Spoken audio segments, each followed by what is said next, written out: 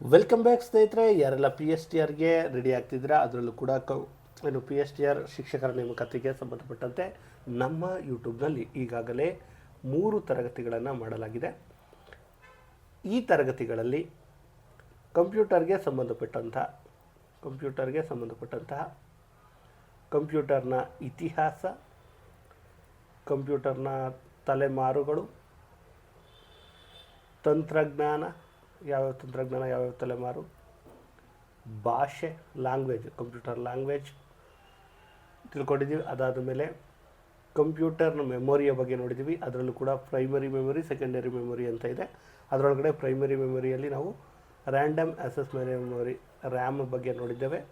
ಅದಾದ ಮೇಲೆ ರೋಮ್ ಬಗ್ಗೆ ಕೂಡ ನೋಡಿದ್ದೇವೆ. ರೋಮ್ ಕೂಡ ಸ್ಟಾರ್ಟ್ ಮಾಡಿದ್ವಿ. ಅದರೊಳಗಡೆ ನಿಮ್ಮೆಲ್ಲರಿಗೂ ಗೊತ್ತಿರುವಂತೆ P ROM, E P ROM, ಆಮೇಲೆ ಡಬಲ್ ಇ ಪಿ ರೋಮ್ಗಳನ್ನು ಕೂಡ ನೋಡಿದ್ವಿ. ಅದರ ಮುಂದುವರೆದ ಭಾಗವನ್ನು ಈ ಕ್ಲಾಸಲ್ಲಿ ನೋಡೋಣ. ಅದಕ್ಕಿಂತ ಮುಂಚಿತವಾಗಿ ನೀವಿನ್ನೂ ಕೂಡ ನಮ್ಮ ಚಾನಲನ್ನು ಸಬ್ಸ್ಕ್ರೈಬ್ ಆಗಿಲ್ಲ ಅಂದರೆ ಈ ಕೂಡಲೇ ಸಬ್ಸ್ಕ್ರೈಬ್ ಆಗಿ, ಹಾಗೂ ನಿಮ್ಮ ಸ್ನೇಹಿತರು ಯಾರಾದರೂ ಕೂಡ ಪಿ ಎಸ್ ಟಿ ಆರ್ಗೆ ರೆಡಿ ಆಗ್ತಿದ್ರೆ ಅವರಿಗೆ ಈ ಚಾನಲನ್ನು ರೆಫರ್ ಮಾಡಿ ಅಂತ ಹೇಳ್ತಾ ಶುರು ಮಾಡೋಣ. ಮುಂದುವರೆದ ಭಾಗ ರೋಮ್ನ full form read only memory. ಇದು ಸ್ನೇಹಿತರೆ ಪ್ರೈಮರಿ ಮೆಮೊರಿಯ ಒಂದು ಭಾಗ ಎನ್ನುವಂಥದ್ದು ನಿಮಗೆ ಗೊತ್ತಿರಲಿ. ಸ್ನೇಹಿತರೆ, ಈ ರೋಮಲ್ಲಿ 2 ಚಿಪ್ಪುಗಳು ಅತಿ ಮುಖ್ಯವಾಗಿರುತ್ತೆ. ಒಂದು ಬಯೋಸ್ ಚಿಪ್ಪು, ಇನ್ನೊಂದು CMOS ಚಿಪ್ಪು ಅತಿ ಮುಖ್ಯವಾಗಿರುವಂಥದ್ದು. ಏನಿದು ಬಯೋಸ್ ಚಿಪ್? ನಾನು ನಿಮಗೆ ಕ್ಲಿಯರಾಗಿ ಅರ್ಥವಾಗಿ ಹೇಳ್ತೀನಿ. ಅರ್ಥ ಆಗಲಿಲ್ಲ ಅಂದರೆ ಒಂದೊಮ್ಮೆ ಪಾಸ್ ಮಾಡಿ ಕೇಳಿಸ್ಕೊಳ್ಳಿ. BIOS ಏನಿದೆ, ಇದನ್ನು ಫುಲ್ ಫಾರ್ಮ್ ಏನಂದರೆ ಬೇಸಿಕ್ ಇನ್ಪುಟ್ ಔಟ್ಪುಟ್ ಸಿಸ್ಟಮ್ ಅಂತ.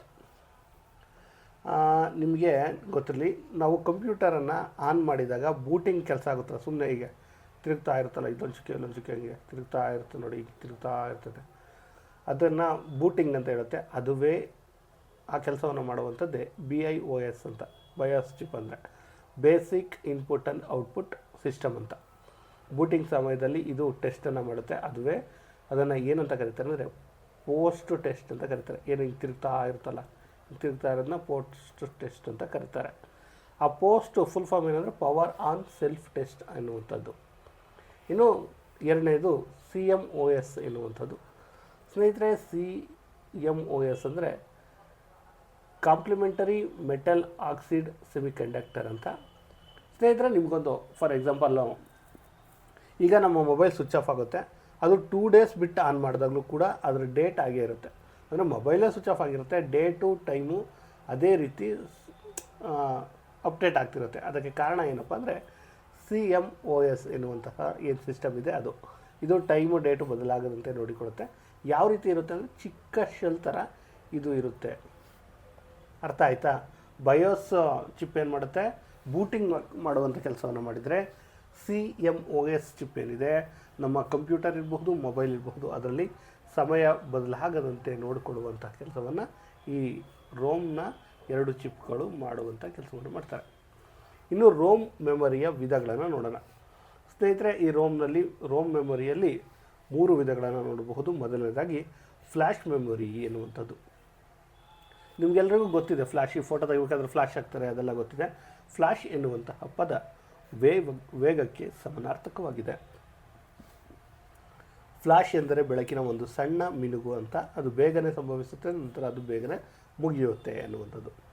ಹಾಗಾದರೆ ಈ ಫ್ಲ್ಯಾಶ್ ಮೆಮೊರಿ ಬಗ್ಗೆ ನೋಡೋಣ. ಇದು ರೀರೈಟಬಲ್ ಮೆಮೊರಿ ಆಗಿರುವಂಥದ್ದು, ಪುನಃ ಬರೆಯಬಹುದಾದಂಥ ಒಂದು ಮೆಮೊರಿಯಾಗಿದೆ. ಈ ಫ್ಲ್ಯಾಶ್ ಮೆಮೊರಿಯನ್ನು ನಾನ್ ವಾಲಟೈಲ್ ಮೆಮೊರಿ ಅಂತ ಕರೀತಾರೆ. ಇದನ್ನು ಪರ್ಮನೆಂಟ್ ಮೆಮೊರಿ ಅಂತ ಕೂಡ ಕರೀತಾರೆ. ಇದನ್ನು ನಾವೆಲ್ಲಿ ನೋಡ್ಬೋದು ಅಂದರೆ ಮೊಬೈಲ್ ಫೋನ್ಗಳಲ್ಲಿ, ಡಿಜಿಟಲ್ ಕ್ಯಾಮ್ರಾಗಳಲ್ಲಿ, ಪ್ರಿಂಟರ್ಗಳಲ್ಲಿ ಪ್ರಿಂಟ್ ಹಾಕಬೇಕಾದ್ರೆ ಆ ತಕ್ಷಣಕ್ಕೆ ಅದನ್ನು ಕೊಡ್ತಾರೆ, ಅದನ್ನು ಪ್ರಿಂಟಾಗಿ ಪದೇ ಹಾಕ್ಬೋದಲ್ಲ ಅದು. ಇನ್ನು ಇದಾದ ಮೇಲೆ ಎರಡನೇದು ಕ್ಯಾಚೆ ಮೆಮೊರಿ. ಇದೊಂದು ರ್ಯಾಮ್ನ ಒಂದು ಭಾಗ ಆಗಿರುತ್ತೆ. ರ್ಯಾಮ್ ಅಂದರೆ ನಿಮಗೆ ಗೊತ್ತಿಲ್ಲ, ಸ್ಟ್ಯಾಟಿಸ್ಟಿಕ್ ರ್ಯಾಂಡಮ್ ಆಕ್ಸೆಸ್ ಮೆಮೊರಿ ಆಗಿರುವಂಥದ್ದು. ಅಂದರೆ ಯಾಕೆ ಇಲ್ಲಿ ರ್ಯಾಮ್ ತರ್ತಾ ಇದ್ದೀವಿ ಅಂದರೆ, ಸ್ನೇಹಿತರೆ ರ್ಯಾಮ್ನ ವೇಗವನ್ನು ಹೆಚ್ಚಿಸಲು ಈ ಕ್ಯಾಚೆಯನ್ನು ಬಳಸಲಾಗುತ್ತೆ ರೋಮ್ ಮಾಡಬೇಕಾದ್ರೆ.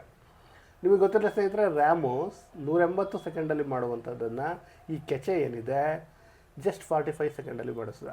ಸೊ ಆ ಕಾರಣದಿಂದ ಈ ಕೆಚೆ ಏನಿದೆ ಇದು ರ್ಯಾಮ್ನ ಸ್ಪೀಡನ್ನು ಹೆಚ್ಚು ಮಾಡುತ್ತೆ. ಇನ್ನು ಈ ಕೆಚೆ ಎಲ್ಲಿ ಬರುತ್ತೆ, ಯಾವೆರಡರ ನಡುವೆ ಸಂಬಂಧವನ್ನು ಏರ್ಪಡಿಸುತ್ತೆ ಅಂದರೆ ಡಿ ರ್ಯಾಮ್ ಮತ್ತು ಸಿ ಪಿ ಯು. ರ್ಯಾಮ್ ಅಂತ ಕೇಳಿದರೆ ಓಕೆ, ಅದರೊಳಗಡೆ ಡಿ ರ್ಯಾಮು ಎಸ್ ರ್ಯಾಮ್ ಅಂತ ಕೇಳಿದರೆ ಡಿ ರ್ಯಾಮ್ ಅಂತ ಆಗಲಿ. ಡಿ ರ್ಯಾಮು ಮತ್ತು ಸಿ ಪಿ ಯು ನಡುವೆ ಸಂಬಂಧವನ್ನು ಕಲ್ಪಿಸುವಂಥದ್ದು ಕೆಚೆ ಆಗಿರುವಂಥದ್ದು. ಇನ್ನು ಮೂರನೆಯದ್ದು ವರ್ಟಿಕಲ್ ಮೆಮೊರಿಯೇ. ಸ್ನೇಹಿತರೆ, ವರ್ಟಿಕಲ್ ಮೆಮೊರಿಯಲ್ಲಿ ಹಾರ್ಡ್ ಡಿಸ್ಕ್ನಲ್ಲಿ ಇರುವಂಥ ಜಾಗ, ನಿಮ್ಗೆ ಫಾರ್ ಎಕ್ಸಾಂಪಲ್ ಹೇಳ್ತೀನಿ ನೋಡಿ. ನೀವೀಗ ಒಂದು ಕಂಪ್ಯೂಟರ್ ಇದೆ ಅಂದ್ಕೊಳ್ಳಿ, ಅಥವಾ ಮೊಬೈಲ್ ಅಂದ್ಕೊಳ್ಳಿ, ಫಾರ್ ಎಕ್ಸಾಂಪಲ್ ಮೊಬೈಲು. ಈ ಮೊಬೈಲಲ್ಲಿ ಒಂದು ಗೇಮನ್ನು ಆಡ್ತಾ ಇರ್ತೀರ ನೀವು. ಈ ಮೊಬೈಲಲ್ಲಿ ಗೇಮ್ ಆಡ್ತಾ ಇರ್ತೀರ. ಒಂದು ಗೇಮ್ನ ಆಡಬೇಕು ಅಂದರೆ ನಿಮಗೆ 100 MB ಬೇಕಿರುತ್ತೆ, ಬೇಡ 10 GB ಬೇಕಿರುತ್ತೆ. ಇದರಲ್ಲಿ ಇರುವಂಥದ್ದೇ 3 GB. ಅವಾಗ ಏನು ಮಾಡ್ತೀರಾ ನೀವು, ಆಗ ಇಲ್ಲಿ ಅದಕ್ಕೆ ಒಂದು ಎಕ್ಸ್ಟ್ರಾ ಮೆಮೊರಿ ಕಾರ್ಡನ್ನು ಹಾಕೊಂಡಿರ್ತೀರ. ಆ ಮೆಮೊರಿ ಕಾರ್ಡ್ ಇರುತ್ತಲ್ಲ, ಆ ಮೆಮೊರಿ ಕಾರ್ಡಲ್ಲಿ ಇರುವಂಥದ್ದು ಇದೆಷ್ಟು, ಒಂದು 16 GB 32 GB ಹಾಕೊಂಡಿರ್ತೀರ. ಸೊ ಇಲ್ಲಿ ನಿಮಗೆ ಇಲ್ಲಿ ಬೇಸಿಕ್ ರ್ಯಾಮಲ್ಲಿರುವಂಥದ್ದು 3, ಬೇಕಿರುವಂಥದ್ದು 10. ಸೊ ಅವಾಗ ಏನು ಮಾಡ್ತದೆ, 32ರಲ್ಲಿ ನಿಮ್ಗೆ ಎಷ್ಟು ಬೇಕು, 7 GB ಇದು ಕೊಡುತ್ತೆ.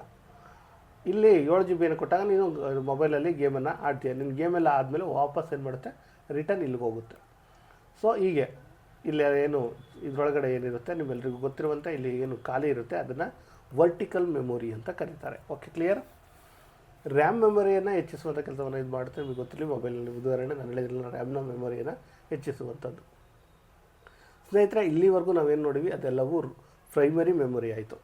ಇನ್ನು ಸೆಕೆಂಡರಿ ಮೆಮೊರಿ ಆಗಿದೆ. ಚೂರು ಏನಾದರೂ ಕನ್ಫ್ಯೂಷನ್ ಆಯಿತು ಅಂದರೆ ಸ್ನೇಹಿತರೆ ಮತ್ತೊಂದು ಸರಿ ಈ ವಿಡಿಯೋವನ್ನು ನೋಡಿ. ಸ್ನೇಹಿತರೆ, ಸೆಕೆಂಡರಿ ಮೆಮೊರಿಯಲ್ಲಿ ಮ್ಯಾಗ್ನೆಟಿಕ್ ಟೇಪ್ಗಳು ಬರುತ್ತೆ, ಫ್ಲಾಫಿ ಡಿಸ್ಕ್ ಮತ್ತು ಸಾಲಿಡ್ ಸ್ಟೇಟ್ ಡಿಸ್ಕ್ ಅಂತ ಬರುತ್ತೆ 3. ಯಾವುದರಲ್ಲಿ? ಸೆಕೆಂಡರಿ ಮೆಮೊರಿಯಲ್ಲಿ. ಪ್ರೈಮರಿ ಮೆಮೊರಿಯಲ್ಲಿ ರ್ಯಾಮು ರೋಮು ಬರುವಂಥದ್ದು ಗೊತ್ತಿರಲಿ. ನಾವು ಮೊದಲಿಗೆ ಮ್ಯಾಗ್ನೆಟಿಕ್ ಡಿಸ್ಕನ್ನು ನೋಡಿದ್ರೆ ಅದರೊಳಗಡೆ ಬರುವಂಥದ್ದು hard disk, floppy disk, memory disk. ಇನ್ನು ಆಪ್ಟಿಕಲ್ ಮೆಮೊರಿ ಒಳಗಡೆ CD, DVD, BRD ಬರುತ್ತೆ. ಇನ್ನು ಸಾಲಿಡ್ ಸ್ಟೇಟ್ ಇದರೊಳಗಡೆ ಪೆನ್ ಡ್ರೈವು, ಫ್ಲ್ಯಾಶ್ ಡ್ರೈವು ಬರುವಂಥದ್ದು. ಈಗ ನೋಡೋಣ ಮೊದಲಿಗೆ ಮ್ಯಾಗ್ನೆಟಿಕ್ ಡಿಸ್ಕ್. ಸ್ನೇಹಿತರೆ, ಇದು ಹಾರ್ಡ್ ಡಿಸ್ಕ್. ಮ್ಯಾಗ್ನೆಟಿಕ್ ಡಿಸ್ಕಲ್ಲಿ ಹಾರ್ಡ್ ಡಿಸ್ಕ್ ಒಂದು ಅತಿ ಮುಖ್ಯವಾದದ್ದು.